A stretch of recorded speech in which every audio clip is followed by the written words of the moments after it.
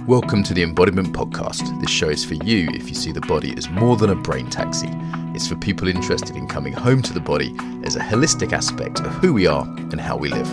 Episodes contain practical tips, exercises you can take away, and interviews with embodiment specialists from around the world. I'm your host, Mark Walsh. So on the show today, Korina Biggs. So Korina is known as an Alexander Technique teacher. She also has a background in somatic movement, dance. She teaches at a place called RADA, which is kind of a big deal in the UK. She's done all sorts of interesting things, actually. So anyway, Korina, welcome. Well, yes, hello. Hello. So Korina, it's nice to see you again. You gave me an Alexander Technique lesson just this morning, which was delightful. So thank you. Good. How did you get interested in the body? What was your route into this? Well, basically, when I was very young and I was at school, I really didn't enjoy sport much. I didn't enjoy gym much. I always felt the class clot. But I remember there was one time when a cover teacher came in and she got us sort of rolling around on the gym mat sort of creatively and expressively. And I thought I'd come home. It was just, it was such a pleasure and a joy, even at that young age. And then later when I was at university, I was sort of finding it quite stressful. And actually my way of dealing with it was doing a lot of Aikido and doing a lot of swimming. And being in nature, climbing and being at the sea. So it was really that connection with nature and that connection to movement that really kept me sane, I feel. Well, you've also brought the first cat onto the podcast. Listeners won't be able to see it, but there's a huge cat face on the screen looking at the camera. So, some more natural. I've actually got a little dog on my lap as well. Here she is. There's a dog and a cat. We had a dog barking in one podcast, but this is the first time someone's come equipped with animals. They do tend to follow me around. They like you there. And are you in the beautiful roundhouse in the back of your place? Actually, I'm not, because it hasn't got Wi-Fi, which I actually quite enjoy. Okay, you have this beautiful space out the back of your garden. It's like going on a little Hobbit adventure down the back of the garden, and then you come into sort of purpose-built Alexander Technique studio. Yes. No, my partner built it for me, and I asked if he could build it round, because just being in round spaces I find just very nurturing, or very... it inspires me more to move, I think. And it's that feeling of being sort of held, I suppose, by a round space. Yeah.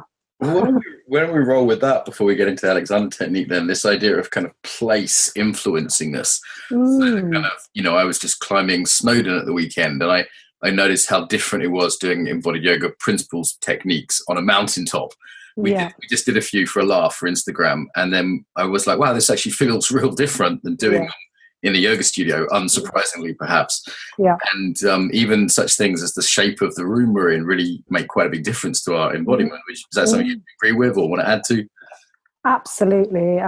And I find, well, I don't know if you want me to talk about this now or later, but one of my main practices is moving in landscape and being inspired by the landscape I'm in, whether it be, a sort of a huge view of, across hills or the sea, or in a sort of very intimately sort of deep in grass, or in a tree. Or so I find that being in nature it's so varied, it's so rich, that actually if I'm in a particular state, then actually I can allow myself to respond very deeply to the ever-changing shapes in the environment. I think that's underestimated. Normally kind of yoga and dance, they're done just looking for a kind of clean, well-swept floor, a smooth surface, which you rarely find in nature. And there isn't necessarily this understanding of how our embodiment is always in place. Yes, yeah. That's part of our beings, I think, that we're actually in relationship to environment as well as people, as well as to ourselves, and all its complexity all of the time, and it's always changing. So do you do workshops on that then? These kind of landscape workshops? What does that look like? So yes, I do. I have my own practice, so I'm very lucky to have a little group, and we go out about every 6 weeks, and one of us generally takes turns in leading the day, but I also do run them for the general public. And the form they take, it depends on the angle at the time, but it can be that actually we focus on a particular sense. So it can be on how we're responding in terms of using our vision in the environment, and how the difference between periphery vision or more central focus, or softening our eyes, or allowing the back of our eyes to release, all these things you can play with to then it actually alters our perception of the environment, how then we can move in response. Or it might be to do with responding to what we can hear in terms of the different rhythms of the environment. It's so rich. It could be from birds singing to a plane. It's not that we isolate ourselves from the urban and the industrial. It's very much all interlinked. Or it could be, rather than the senses, it could be something like we're focusing more on the season and actually what's happening, in the trees and nature at the time. Or it could be a particular inspiration from a poem. So anything really. And then it would take the form, if I was leading a day with people who haven't much experience, of particular structured invitations, maybe working with a partner, maybe working a little bit on their own, to get them feeling safer and more happier to be able to move responsibly and creatively in the environment, and also letting themselves be moved by the environment. So that's what's so rich. So if it's a sense of actually one can be moved by the landscape, and learning to trust actually what draws you within that particular landscape. So it might be because of your particular mood, or your particular curiosity, or your particular playfulness, of that moment. But I find if I really get myself into a state of availability and responsiveness, then actually it's that particular tree I want to climb, or it's that particular stream I want to lie in, or it's that particular way of hanging or stretching or rolling or being. So if I really sort of learn to trust that and follow that, then it can be a very rich, quite therapeutic experience, actually. Yeah, that sort of bottom-up kind of way of doing things, of really kind of listening into the body in place. And I just point listeners to this Dr. Adrian Harris did one of the, I think, episode 5 or 6 on the podcast, all about nature, connection, and place. And this has been recently very much kind of rejuvenated by me. I have one student who's a mountain leader. She's been taking these like outward bound groups and things like that. She completed our year training last year, and now she's combining the embodied work with taking people up mountains. And I just think, I was in the pub in Wales after being up this mountain. I was hearing all around me conversations from kind of quote unquote normal people about how they felt sort of profoundly open and relaxed, and often they didn't have a kind of meditative language for it, but it was quite interesting to hear people talk about how that giant vista that you'll see on top of a mountain on a quite a bright, pleasant day had clearly altered their states in ways that were not normal for most people. And even for me as a sort of meditator and someone who's done drugs and all the rest of it, I was like, okay, that's quite a strong state right there. And certainly my own being, my own embodiment was profoundly shifted, and a different environments, like having my feet in a cold mountain pool. Or there was a time when the climb got quite hard and I was on my hands, and it was actually using my hands like an animal. And there's all these different layers. Like there's a layer where the grass stops, and there's a layer where the tree stops as you go down. And each one I was like, oh, I feel really quite different here now. There's trees, or now there's rock, or so I found that very interesting as an embodiment trainer. I thought, you really don't do enough of this. And I think not only can it be so enriching for us as individuals, I think it can also have the effect of altering our relationship to the environment, which maybe would lead to sort of changing our behaviour in terms of care for the environment, actually waking up to a little bit of activism and to protect the environment. So actually spending more time and sense of appreciation that usually comes about. It's quite interesting. In America, there's quite a strong environmentalist movement coming from hunters and people that you might think of as quite conservative, who are kind of shooting and hunting and things like that, but because they're outside so much, they've developed this appreciation for the natural world, which is actually sort of enlivened them to be quite anti kind of Trump's policies around national parks and things like that. So it's not necessarily the people that you would expect, but they're the people that actually it makes sense. They're outside, in nature, and there's something quite different about that's different from a farmer or someone that's regularly outdoors trekking than someone who's sort of theoretically environmentally friendly, because it's like, well, you're just taking care of a place that you go to and enjoy, so why not? And it's more than that, isn't it? It's also that sort of sense of interconnectedness that comes, I think, with absolutely, yes, embodied practice outside. Yeah, and that sense of awe and wonder. And I mean, for me, it also brings me back to a state of when I was a child, I think, and used to spend a lot of time, that sort of sense of being really intimate with nature. So really having your face down, with the tiny little beetles and that fascination that comes about. Yeah. Awe is an interesting one, isn't it? Because it seems to me we live in quite a cynical world. It's very easy to be cynical. And awe for me feels kind of like almost the antidote to that.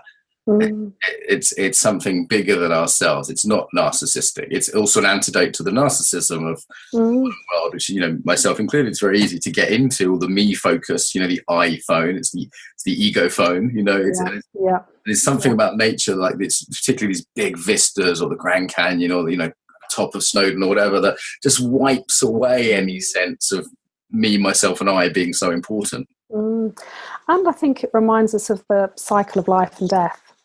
So, and the sense that actually we're of a certain temporal span, and then you've got sort of little creatures that kind of don't live for so long, and then you've got these trees that kind of live for so much longer, and the way rocks and so on change over time. So I think that also kind of alters our relationship to ourselves in terms of the ego and so on. I wonder if that's one reason. Reassuring that that cycle of sure. No, I see that. I see that. Walking past sheep skulls and things. It's like in a world where kind of other kinds of human death are really kept from us. That at least you see the dead leaves and the dead plants and the dead. You will see dead animals in these kind of places. And you talk about having your pets with you. I wonder that's one reason we don't like having pets around, is they sort of remind us of our animal body. They remind us of our animal nature, and likewise, I think that, with children, for example, pets are excellent for teaching them about death. And generally the cat will die first, and hopefully they get a chance to sort of warm up, as it were, on death around their hamster and then maybe their dog and eventually their grandparent, And I think something quite healthy in that. Yeah. And I realized that I used to assume that I would be cremated, but actually spending time, moving in landscape, actually I'd like to be buried now. There is a sense of returning to earth and becoming part of earth again that's become, more significant for me. Oh, that's nice. My sister and I took my dad's ashes. He died a year ago, and just before we went up Snowdon, we took the ashes to a tree next to the house he grew up in. And we put the ashes next to this tree. And my auntie was saying, as children, we used to sort of toboggan down this slope by this tree. And it's right by where he grew up. And there was some sense of sort of full circle, in that. And this tree has been there for probably 150 years, from way before he was born, and will be there probably after I'm dead, as no one chops it down. And there's just something about that sort of cycle of life, as they say in Disney, that was quite beautiful for me and my sister, and felt kind of returning to the earth, as it were. Yes. Yeah. I understand. Yeah. Okay, well, what about the Alexander technique then? Because we have had other Alexander technique teachers on the show, and just sort of signpost listeners, we have Bruce Furtman, who I like very much, on the Search Show, and Constance Claire Newman and Monica Gross were on the show. They'll be released before this one. I'm just trying to think if we had anyone else. I think they're the only people. Obviously, one of the sort of original somatic practices back in the day. It's been around a little while. Could you say, in case people miss those episodes, like very briefly what it is, and then what your particular approach to it is? Yeah, so it's an approach, a psychophysical approach to one's development. So most people go to an Alexander teacher usually because they're experiencing some sort of pain. They've sort of discovered that pain is probably something to do with the way they're moving, the way they're reacting, possibly the way they're, sort of living as a whole, the way they're thinking, feeling. They're sort of realizing that actually maybe they need a different kind of approach.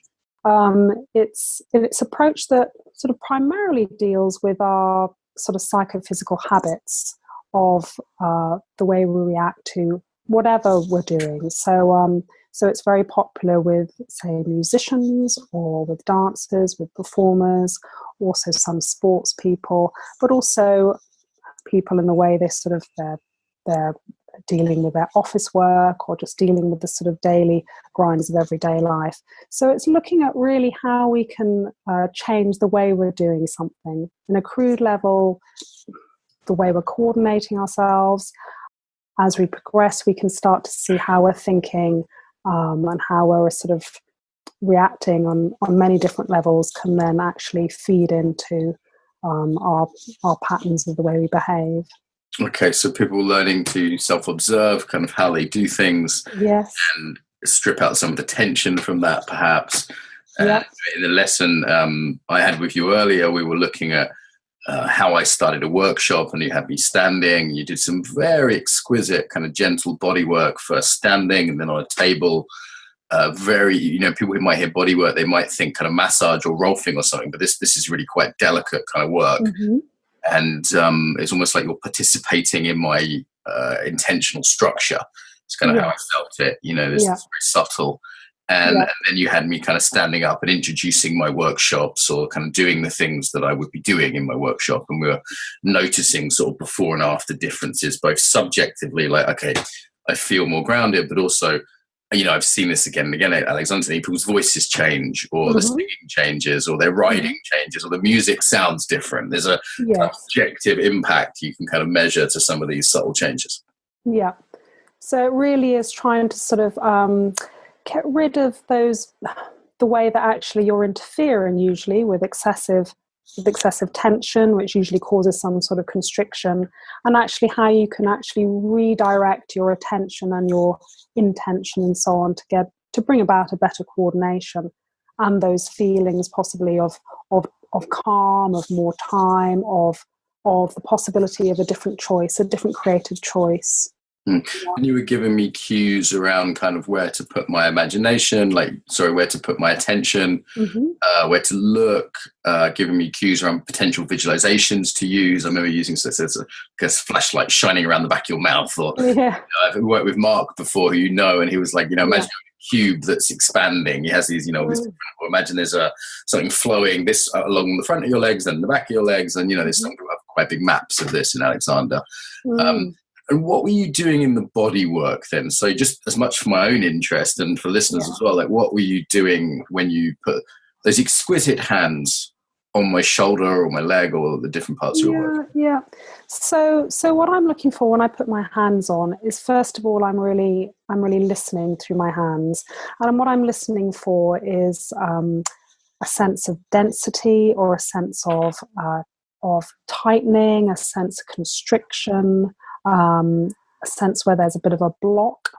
And then I start actually working on myself. So this is how the Alexander technique, this is how we're trained in terms of how we can get effective change through our hands. So I've got my hands on you and I'm listening, and then I start working on myself. So I start actually releasing and directing myself. So I get myself in the best possible sort of dynamic coordination possible. And so in Alexander jargon, I'm getting myself going well, I'm getting myself going up. And in that way, I can start to feel more through my hands. And then I start to get a sense of actually what it is to encourage your muscles to release back to their natural length, or the length that's necessary in terms of the amount of tone you need for simply standing, or if you are holding a saxophone, what it means to hold a saxophone.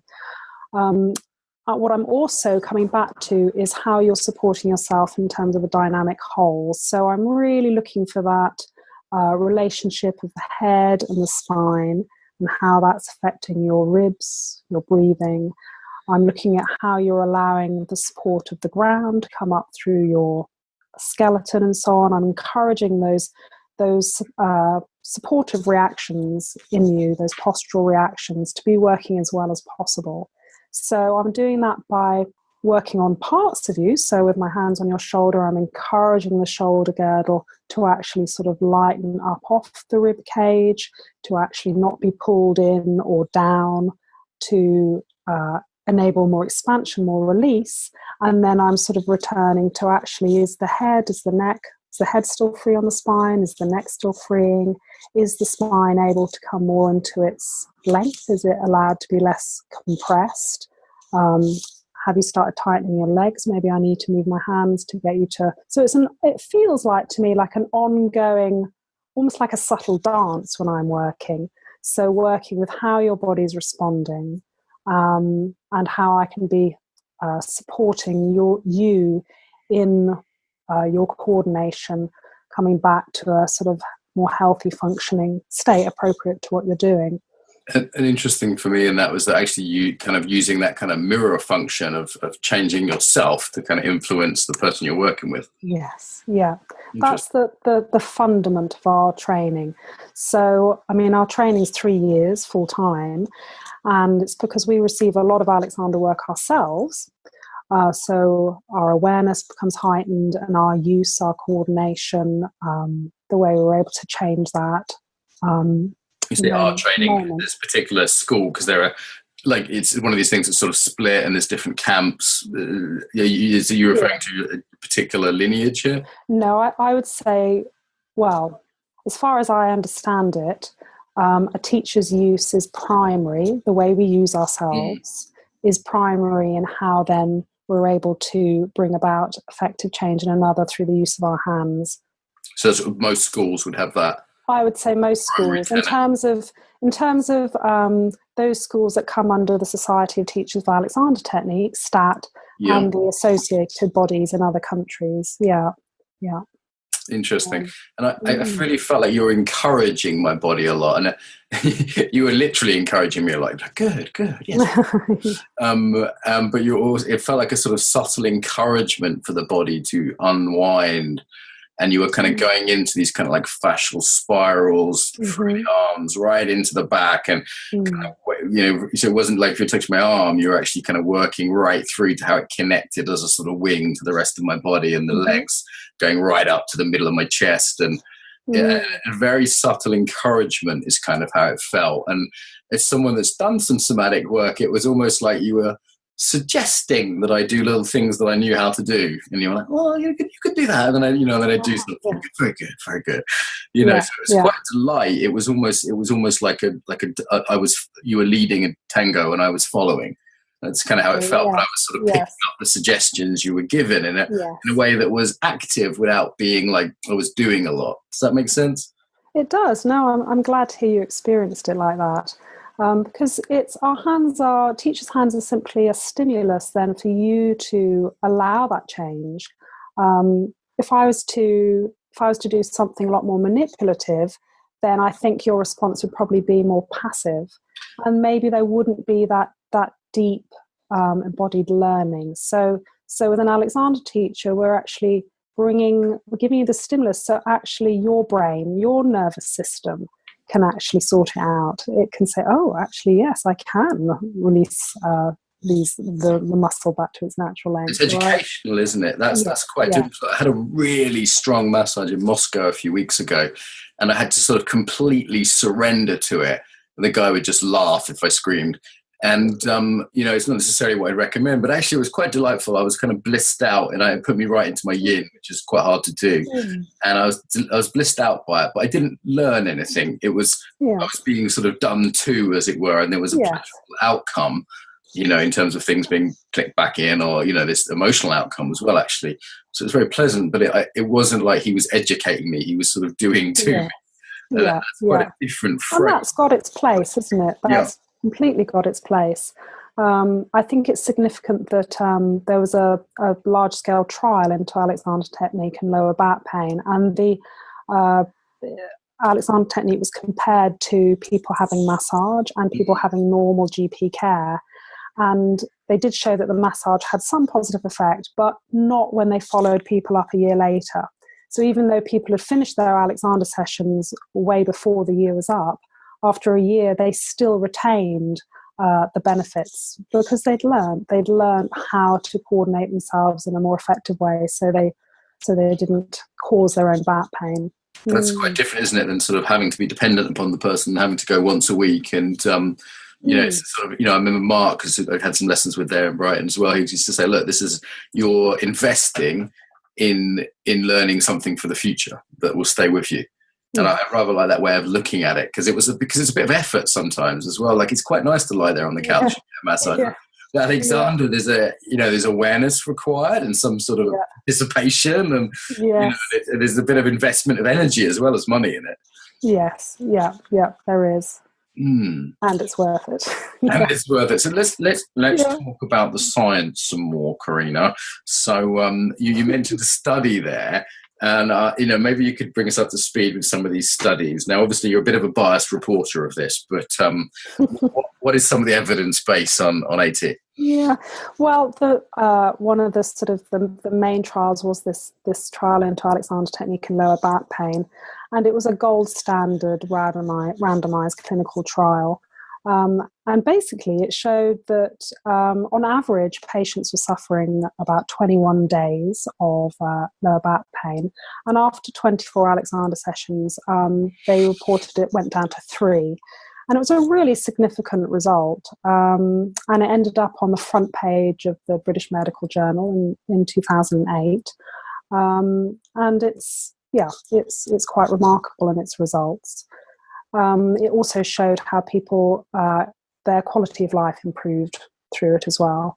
And then recently there's been published a study as well into Alexander technique and the effect on people who've been suffering neck pain, and their experience of neck pain went down considerably, and also their sense of self-efficacy and self-empowerment. So that sense of being able to help themselves. So their sense of agency, their sense of being able to, they know what to do in order to be able to help themselves. So that's quite important. There's also been other studies into Alexander technique and Parkinson's. It really helps with the symptoms of Parkinson's. And there's been studies into Alexander technique and the positive effects on balance, particularly for the elderly. And that's also not a small thing for the elderly, right? Like, absolutely. People die because they do. And and it also positively affected their sense of fear of falling. So their confidence improved, and their mood improved, and so on. And there's also been smaller studies in looking at the benefits of Alexander technique with knee osteoarthritis. And with people who suffer chronic pain. So Alexander technique has been in a couple of pain clinics in the UK, with lots of beneficial outcomes. And there's been studies on looking at breathing, looking at stuttering. These are sort of more small-scale studies, but the body of evidence is definitely growing. Is there a sort of central resource if people wanted to find some of these or look some of these up, if they're sort of geekily inclined? Where should they go to? Yeah, I would say go to alexandertechnique.co.uk. So that's the homepage of the largest organisation in the UK, Society of Teachers of the Alexander Technique. Okay, well, I'll put that up on the resources. I'll see if I can find that and put that up so people want to kind of click through and sort of have a look at the science they can. I wonder if there won't be a similar movement that happened in mindfulness in bodywork, or maybe embodiment generally. I was going to write a book called Bodyfulness, but it seems like someone else has got one coming out, so I missed that window. But I wonder if there'll be more of these kind of evidence-based studies like Kabat-Zinn did with mindfulness around different kind of embodiment techniques. And there's things like Feldenkrais and Alexander, they've been around quite a while, And in some circles, like maybe acting or, theatre, they're known quite well. Mm-hmm. In others, not so much. They're sort of, and one of the things is kind of prohibitively expensive around one-to-one lessons. Mm-hmm. I find myself in this wonderful position now of being able to have one-to-one therapy and one-to-one Alexander technique on a weekly basis. Mm-hmm. And it's just like, that's the first time in my life, the last sort of year or two. Yeah. And, I wonder if they're going to make that move to becoming more popular, if there's not some resistance to that as well. Like, it's been around, 100 years? Why hasn't it got more popular? It's a provocative question. Why hasn't it got more popular if it's so good, basically? Mm-hmm. Well, I think probably one of the reasons is, as you say, sometimes in lessons you're actually asked to participate. Right. So sometimes it's that people actually do want to be more passive, or they want a quick fix. So I think sort of the two tenets of Alexander, which is about taking responsibility through awareness and through learning skills, and actually actively applying it to yourself and maybe changing quite fundamental ways in which you are in the world. It's often not what people are looking for. That's appealing. Yeah. And I think there's often prejudice. So, even though, this back pain trial showed such good results, still there's a lot of more orthodox medical people who just poo-poo it as, another one of these complementary approaches, blah, blah, blah. So yeah, there is still prejudice in the mainstream world, I think. There's not much differentiation, is there? Sort of Reiki and gets put in the same box as crystal healing, gets put in the same box as Alexander technique. Yeah. It's kind of odd, really. And there's so much out there that trying to tell the difference between an osteopath and a chiropractor. And, one of the things I want to do on this show is to kind of give some voice to some of the less well-known techniques and also some differentiation, Yeah. It's hard to know. Like where we live in Brighton, you'd have a choice of so many alternative therapies. Let's say someone has a stiff neck. Do they go to a chiropractor? Do they go to Feldenkrais? Do they go to Alexander technique? Do they go to a herbalist? How would you begin to make that choice? I'd find that a hard choice as someone who's very well informed somatically. So how would you make that choice of just a random, I don't know, you work in an office, that's a hard choice. It is. And often the way they're sort of advertised or the things that they claim to help are often very, very similar, or often they use the same language. So, it is difficult. I quite often get people who say, oh, I've done everything else. You're my last resort. No pressure. Yeah. Interesting.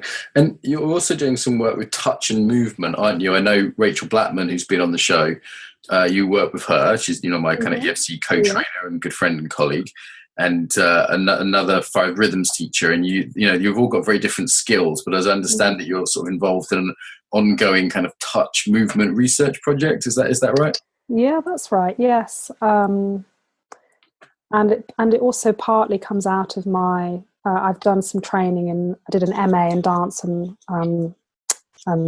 somatic well-being up at Preston, and it's a way of sort of developing the practice of becoming more empowered and more sensitive to actually what I'm curious in this moment about.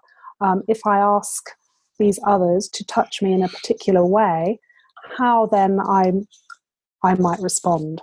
So for me, it's the practice of I can't predict how they're going to interpret what I'm asking maybe them to do. I can't predict actually what my reaction is going to be. So what I love about it is it takes me into a realm of the unknown in terms of how I'm responding to different sort of touch stimuli, with 2 people who, over the years we've been forming much more sort of trust and much more sort of a richer way of being able to communicate with each other in terms of our experiences. Or what's that coming together of experiences like? Because I don't see a lot of again, one of the missions of this podcast is cross-fertilization.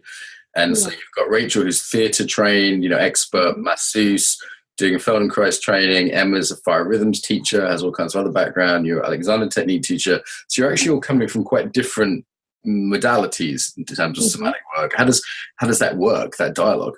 It feels like over time we're getting a lot more attuned to each other. So what I'm finding interesting now is, before I used to find the touch of the other two very, very different.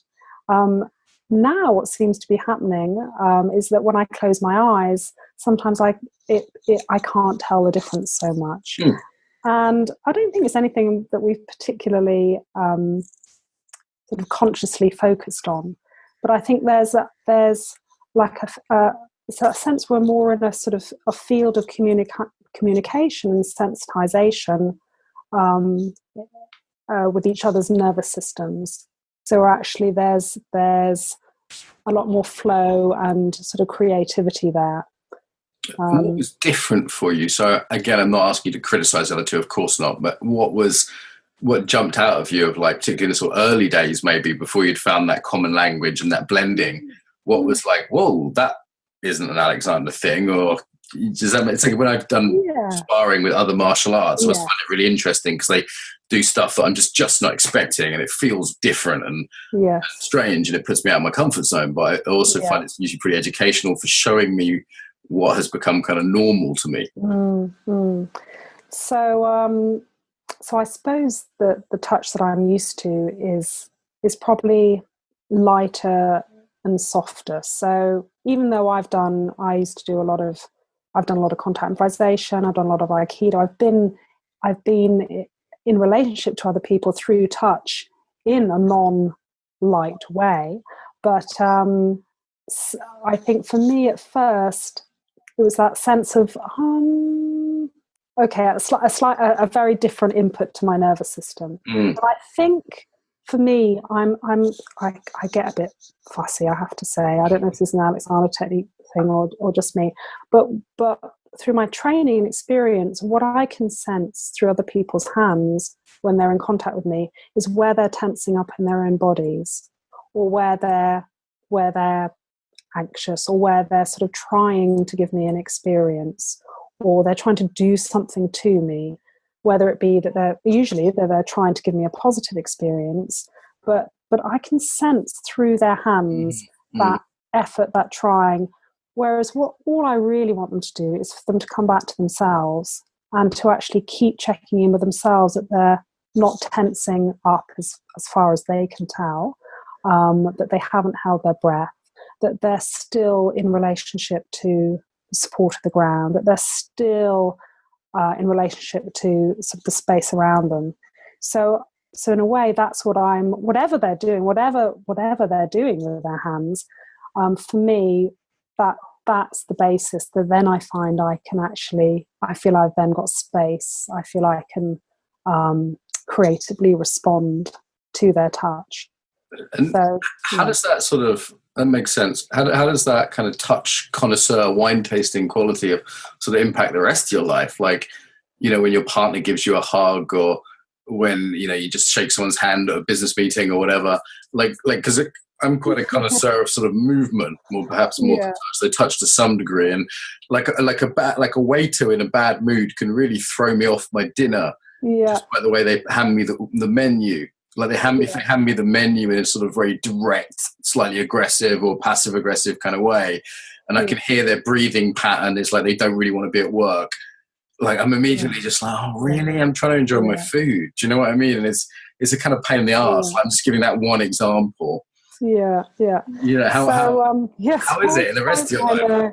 So these days I'm trying to, if I notice that kind of someone being brusque or abrupt or something in the way that then I come in contact with them, I try and be curious actually about, I wonder what's going on for them in this moment. I wonder, is it the context? Is it me? Is it what's going on maybe in the sort of the mysteries of being them and in their lives? So that's what I try and cultivate, that sort of curiosity, rather than being so reactive. And it's hard not to be a sort of touch snob, isn't it, in some ways? Yeah, no, I know. I mean, I for example, in Aikido, there's very few partners who I really want to train with anymore.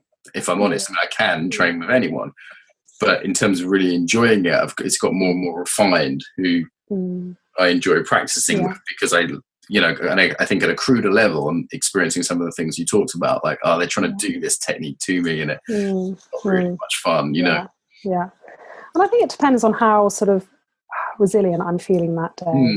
So, for instance, if I go to contact improvisation, I can really sense it then. So if I'm feeling a little bit sensitive or, more fragile that day for whatever reason, then maybe I'll be more picky who I move with. Other times I'm feeling so good, I'm feeling so robust or springy or well coordinating that things are going so well that nothing can faze me. I'll dance with whoever and whatever. So it's being more sensitive to the state that I'm in. Nice. And we should talk about RADA a little bit, darling. I mean, that's like, what is RADA for those that have never heard of it? Yeah, so RADA is the Royal Academy of Dramatic Art. So it's in London, and it claims it's one of the top places for training actors in the world. It claims. It has an epic tradition. Certainly, it is the sort of, in terms of the Bolshoi for ballet. I mean, RADA is like one of the sort of, and it's got this reputation of being a bit posh, hasn't it? Hence the darling joke, like it's sort of Shakespearean and this kind of thing. It has that reputation. I have to say, it seems to be making a great effort to really create a much more diverse intake of students and make itself accessible to students from all different backgrounds. Yeah, I have no idea of the reality. That's sort of what it's famed for in the UK. So what do you do with them, and how do they take it? Yeah, so I work one-to-one with the students. There is a teacher there who also teaches Group Alexander, and I teach the first years and the second years. And basically, when they're in their first year, they come every week for they have 25-minute Alexander sessions. And in a way, I see my sort of role as fine-tuning them from an early stage. So they're becoming more aware of their habits in terms of their movement, the way they're supporting themselves, the way they're reacting to the sort of performance situations, how their whole sort of psychophysical habits affect their voices and so on. And it goes alongside all the other sort of, they get a lot of one-to-one input as well as small group input from singing teachers, voice teachers, movement teachers, acting teachers.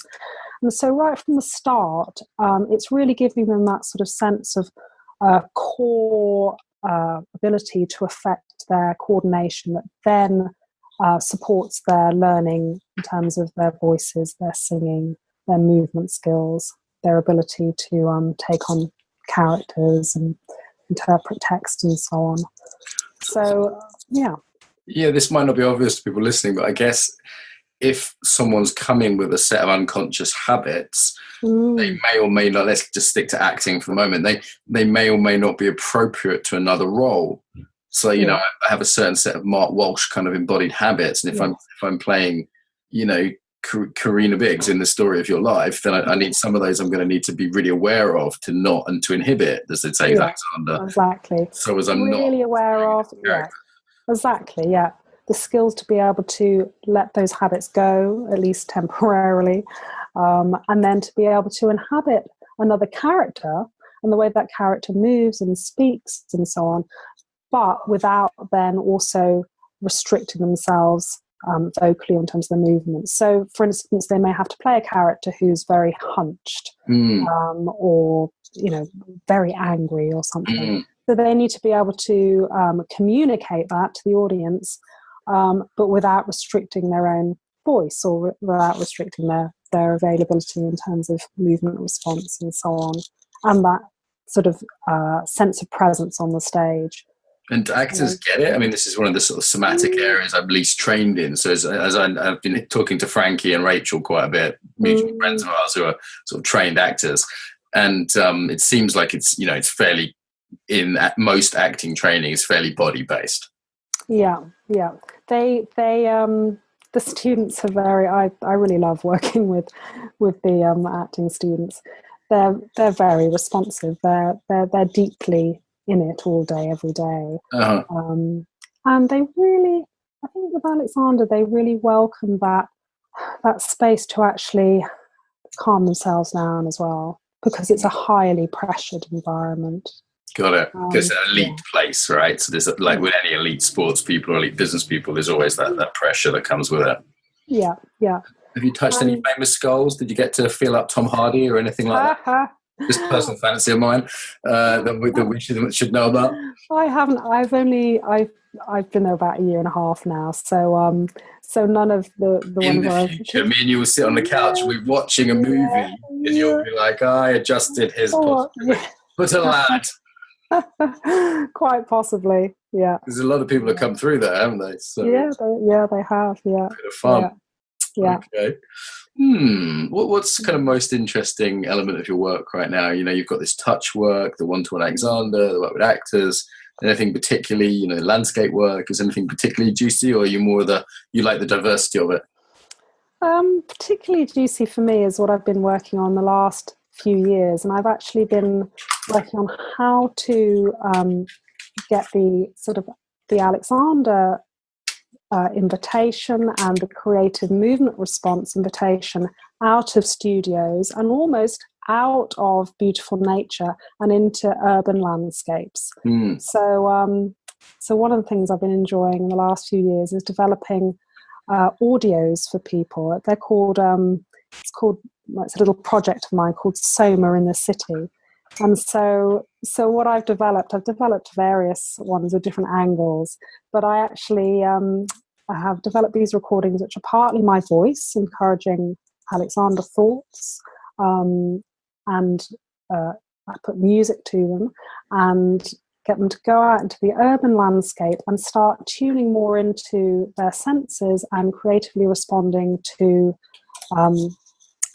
being in a busy street, being in a parking lot, wherever they choose to go. So that's been my interest in the last few years, sort of that way of changing people's relationships to urban environment. Yeah. You're going street. You'll be wearing trainers next. So we'll link to both your websites, the spacious self. What a beautiful phrase, the spaciousself.co.uk and korinabiggs.co.uk. And it looks like Soma in the City's on there as there's a little a Vimeo that people can look at there as well. Yeah, that's right. Yeah. Well, this was gentle and elegant, which is exactly what I was expecting. And I very much enjoyed it, Korina. I look forward to working with you again in person, one-to-one. I'll definitely be coming back for another lesson, even if I have to walk to the far west of Hove, which for anyone out there that doesn't know, that's like Narnia. Worth the walk. And do you have a kind of final message about the body before we wrap up? Be kind to it. Lovely. Simple, beautiful. Very much appreciated. Thank you for joining us today.